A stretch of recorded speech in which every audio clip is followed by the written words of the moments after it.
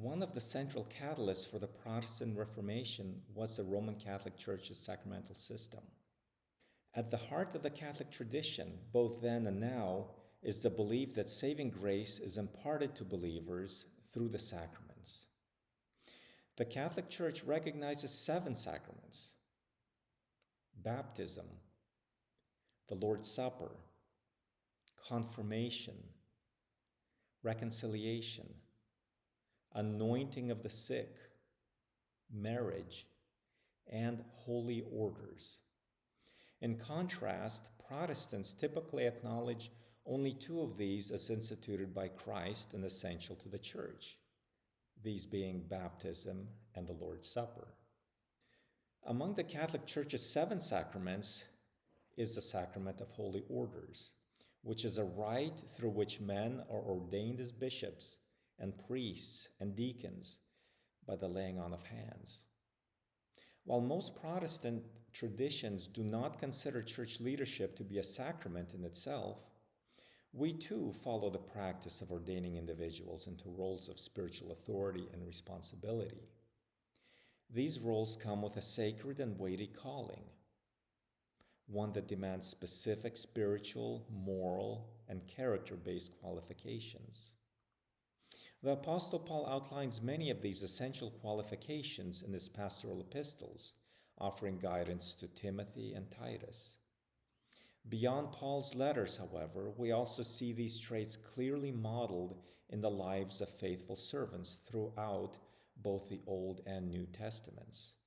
Characteristics such as faithfulness, patience, courage, boldness, mercy, compassion, peace, and sacrificial love are consistently evident in the lives of those called by God to serve His people. Consider these powerful examples.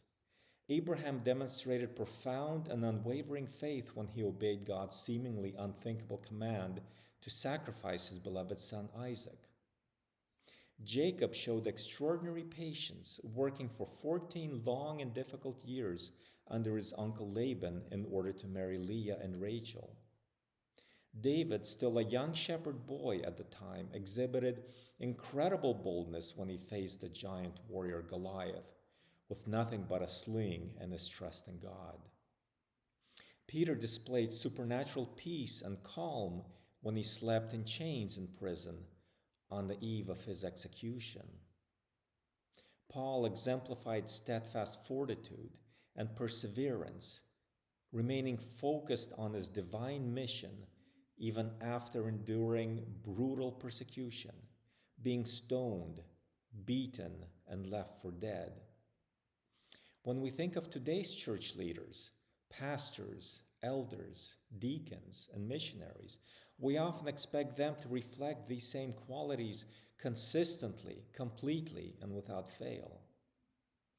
At times, this high expectation may even lead some of us to feel unworthy of ministry or reluctant to serve, as we become painfully aware of our own flaws and failures when compared to these biblical standards. However, when we look more closely at the lives of these same biblical figures, we discover not only their strengths, but also their deep and undeniable flaws. Abraham, out of fear for his own life in Egypt, lied and claimed that Sarah was his sister, placing her in danger. Jacob deceived his blind father Isaac in order to steal the blessing intended for his brother Esau. David, after committing adultery with Bathsheba, orchestrated the death of her husband Uriah, a loyal soldier listed among David's mighty men. Peter, despite his earlier boldness and loyalty, denied Jesus 3 times in his hour of greatest need.